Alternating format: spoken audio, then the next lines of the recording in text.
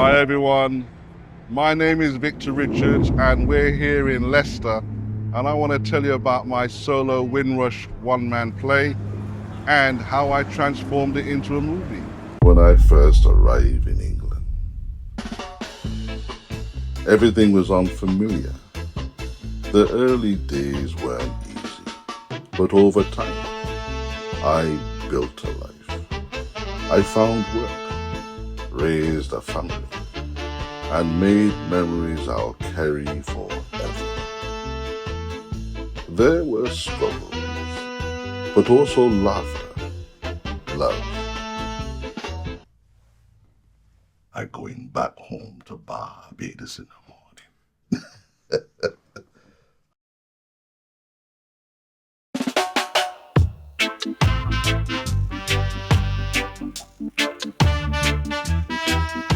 Well, the role I played, I didn't actually was in it, but my song Can't Get You Out of My Head, which comes from my album Rebel Soul, Victor decided that he likes my song enough that he thought that it could do well in the movie, you know? My name is Jeff Reed and I play George. You know, I just play some domino and I do a bit of dancing in it. I'm Rachel Richards. I'm the film producer. I oversaw the entire film production. Yeah, so from planning, scripting and researching to scheduling and then looking after cast and crews, and so it was my role, and yeah, I really enjoyed the process. Yeah. So. My name is Victor Richards. I'm actor, writer, executive producer. I play the lead role from my original solo Windrush play, which has been transformed into a cinematic film version. Hello there, well my name is Leon Ambrose and my involvement with the project was I played the younger version of Augustus, so when he arrived in the country and his first impressions of England. So that's my role. My name's Donna Phillips and I'm Leicester, born and bred. My involvement was videography. I filmed our first showing. So my name is Gavin Gordon. I was the editor and first AD on Streets Paved With Gold.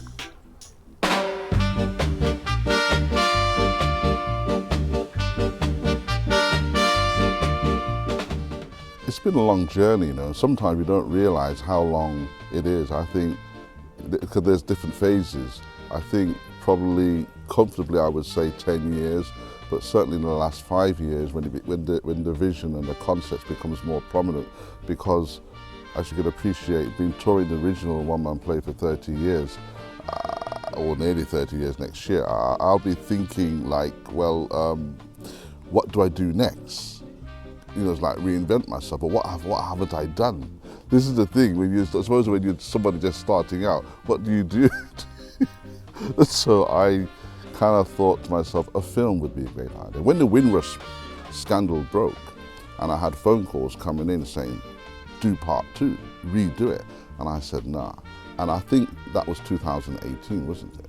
So I thought to myself, no, I won't do it again, I'll do the film. So it became more prominent then. But how, when, where, who, I didn't know. And these things develop with the universe help guiding you, I suppose. But yeah, the challenge for me was tremendous. There's lots of ups and downs and people saying, no, it wouldn't work. You know, how do you transfer a solo into a cinematic one-man solo with even if the characters come alive? All those things take time, and you've got to find the right people, the right team around you, which I have. The right team. I have a wonderful director. I have a wonderful editors and producers around me. I have a wonderful cast of crew. It takes finding that, and because without that, it just wouldn't work. You know, to go on this journey of producing this film. So for me, yeah, Now it's a reality. Oh, I felt honored, to be honest, because this is something that's going to last for a long time. You know, and yeah, to actually see it come to fruit, right?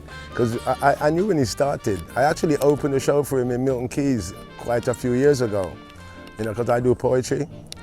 So I write poetry and perform, so I opened a show for him down in Milton Keynes. And I was like, if I could steal Victor's voice, I would. He's got such a crisp, you know, yeah. So big respect for Victor. Yeah, so I just witnessed whole situation, filming process, and so it was just incredible. This is my first time, being involved in filmmaking, and so all film crews.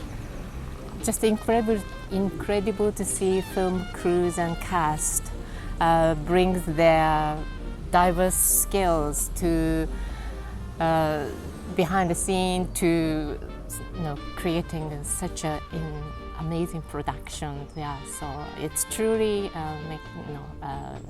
effort, team effort. Yeah, so it was beautiful. Yeah. Again, from a historical point of view, it was interesting to experience what my parents and my grandparents would have experienced when they first came over. Because obviously I was born in this country, and for me, England's my home now. But experiencing what they would have experienced in coming across, seeing the coals for the first time, interacting with English people. Because again, I've been to the Caribbean and it's a completely different lifestyle. Do you know what I mean? It's so more relaxed, and the sun's up. Oh yeah, we'll have a rest. We'll get up and do something. Whereas here, it's all structured. Do you know what I mean? So I can imagine that being such an emotional time for people when they first came over, and trying to sort of get on with this cold weather and see it. Like, I remember my dad always tells me, like, when he first came over, he came over in a pair of shorts, probably like this, but he came over in the middle of December. So when he first thing he stepped off the plane was to white snow, and he'd never seen snow before, so he ran out and he was scooping it up, and then his hands all froze up. So, do you know what I mean? Just that whole completely different life, coming from the Caribbean, coming to England, and then starting again would have been such an experience that, that I respect them, because if they had done it, I wouldn't have been born. So, yeah. I'm really honoured to have been asked to have been involved with it. It was something which I knew of, and having watched the film, I thought that it reminded me a lot of my upbringing. The actual setting of the rooms and was pretty much like a house I grew up in. Being involved in the film for me was very nostalgic, and it felt like I was soul searching at the same time. Being in that living room, it reminded me of my grandma's living room, like living with my grandma and my granddad growing up, like all the glass fish on the wall, the plates on the wall, the gram, all of that was like, wow, it took me back. And plus, I've always wanted to know, I've always asked my granddad telling these stories, so being part of this, it felt like it was a calling as well.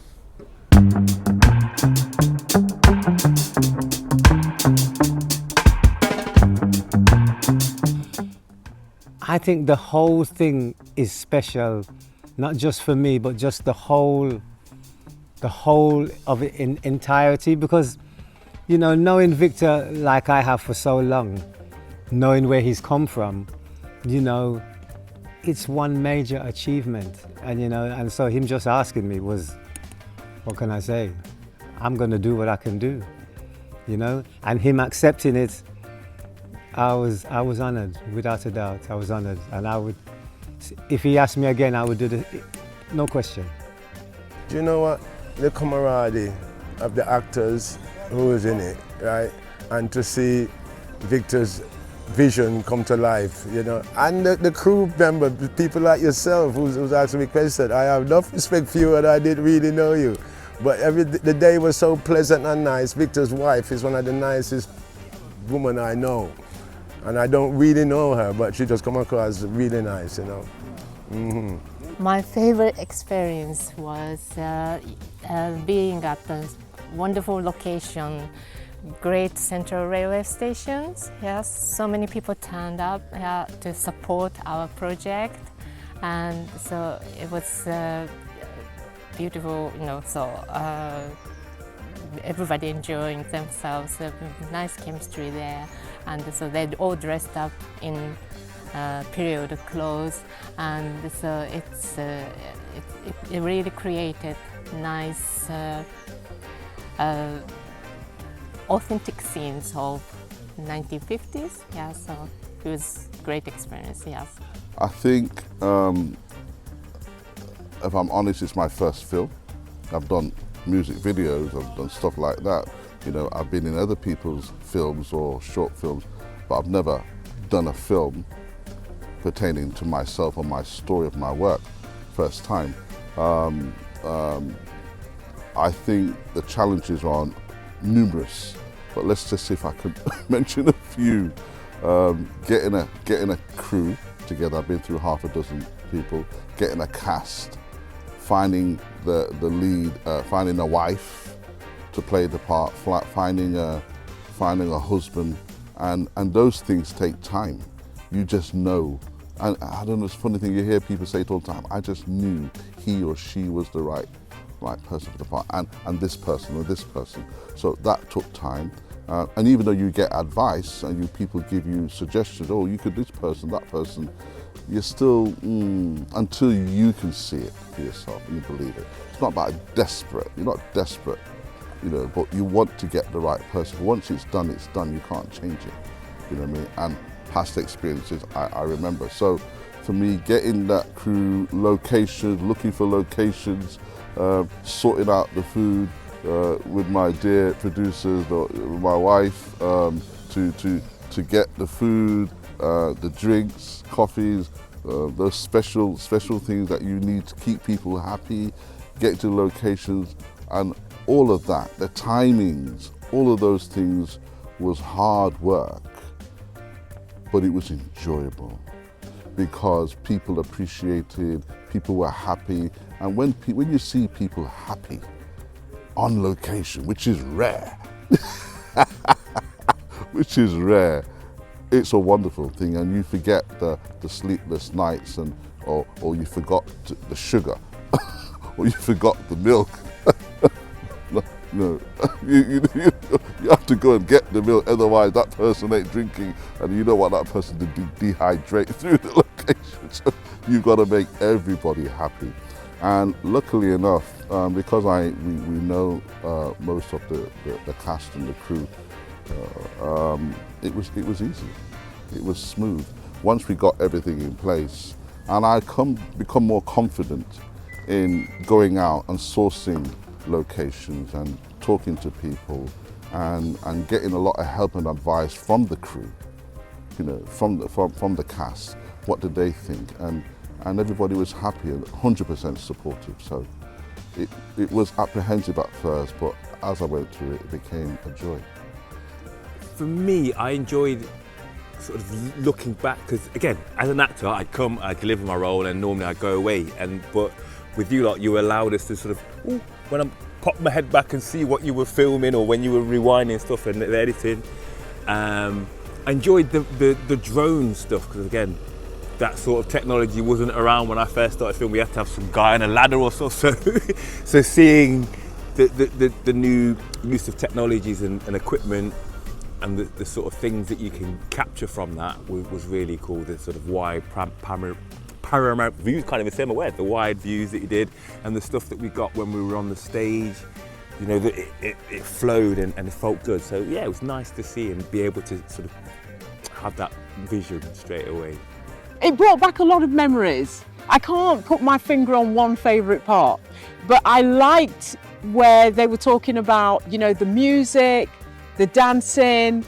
I liked where they were talking about the clothes, the type of clothes that were worn back in those days. I remember my parents had some of those clothes with the long collars and the tank top type things. Yeah, so I remember watching my parents get ready to go out, and and they were, you know, looking sharp and stuff like that.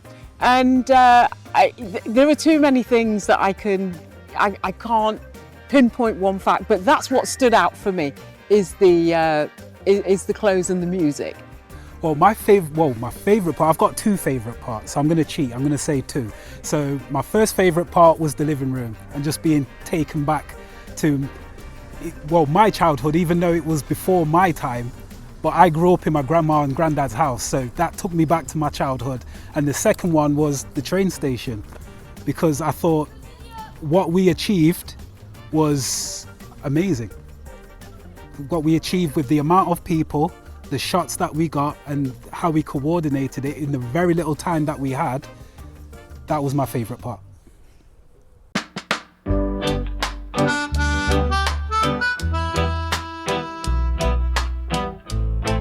A project like this is really important. As I said to Victor at the screening, before the morning of the screening, I says, this is a big deal.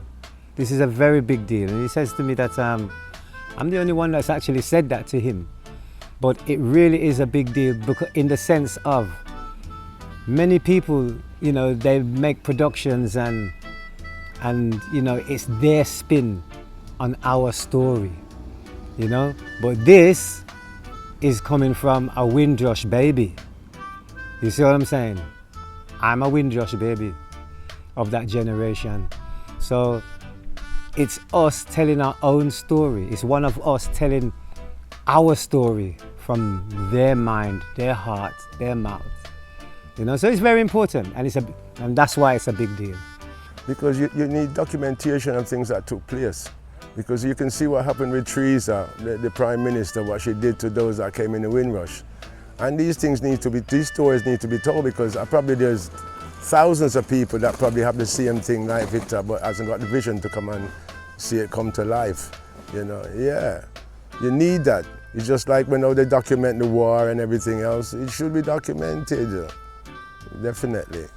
Like sparking conversations, and then so reaching out to, you know, wider audience, yeah, and so that would be really good, and then so yeah, that's my expectation for this film, and this is very important to be happen, yes. And the thing is that this is what I think, this is what I want. We don't always get what we want, do we? You know, but if we get close to it, and that's fine. I mean, I've been doing the original solo play for coming up to 30 years now, and I've seen the joy over the years for people in not just in theatres but in non-theatre spaces as well, churches, day centres for our elders, Christmas time, all year round, you know, special occasions. So I've got that behind me. I know what people look or what they take away from the play, the discussions, the Q&As, the schools, the colleges, the universities that I've been to give talks to young adults, you know, and this is across the board, people from all walks of life, backgrounds, you know, so I've had that experience over the years, so it wasn't really hard for me to imagine the film. It's just 10 times more magnified. What it can do, who it can reach, how far it can go, and its shelf life, if it's done right, if we can keep some of that originality. So in terms of its legacy, it's my hope that we can preserve even longer the Windrush generation's legacy, our parents and grandparents. It's my hope that the young generation, it's there for them to see 50 years, 100,000 years from now, you know, what was done here today, you know, and what we've achieved, and give them the inspiration and to go even further. Can I say, because I think the Windrush generation are all over the world now. It's not just, you know, Tilbury Docks, London, you know, Brixton. Our offspring are all over the world now in terms of the Windrush generation. And who's to say that they will, in thousands of years from now, they will be on other planets. in the solar system. Long live the Windrush generation. Because we're losing that older generation now. You know, my grandma who first came, she's 84, 85, and there's only going to be a few more years left. And I need to make sure that my daughter's daughter have a snippet of what they did and what they went through in order to get us here and to keep us here. Do you know what I mean? I don't want them to take that for granted, because life is nice now, we are integrated, but it took a while and we suffered a lot. So, you know, you can't forget that. Same way they remember the war, you know, the troubles and trials you went through. Same way I want to remember the trials and tribulations that my grandparents and my parents came through. Because like I said, my grandma came first, left my mum back in the Caribbean, so there was that separation. Then she sent for my mum, you know, so travelling alone, and then my mum coming and building that life. There was some big steps, you know. Left the country to come to another country, and then start a whole new life. So that's really big, important parts of history that I think we should never forget.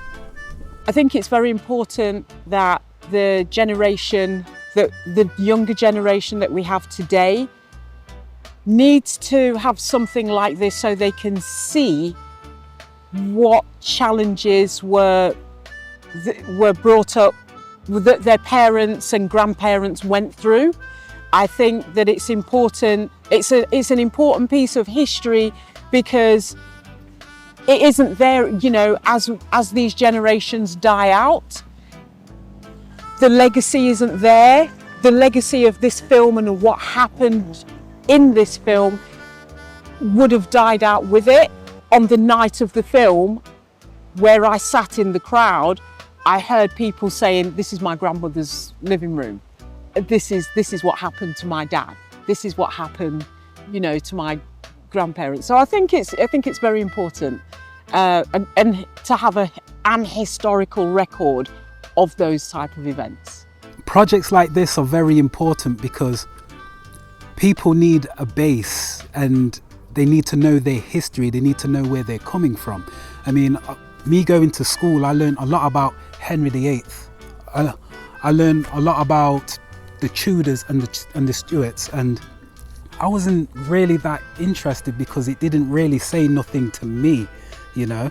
This is what happened a long time ago. It's like, it's not really my history. So I think it's very important for young people to learn their history in school, you know, not just the establishment's history, but where do they come from? What's their identity? Because that gives them an idea of not just who they are, but where they're going, you know, what they stand for, what the people before them did for them to be in that position, because that can make them proud, because it's important for young people to have some pride in themselves, you know, not just pride in everything else, but in pride in where they are, where they're from.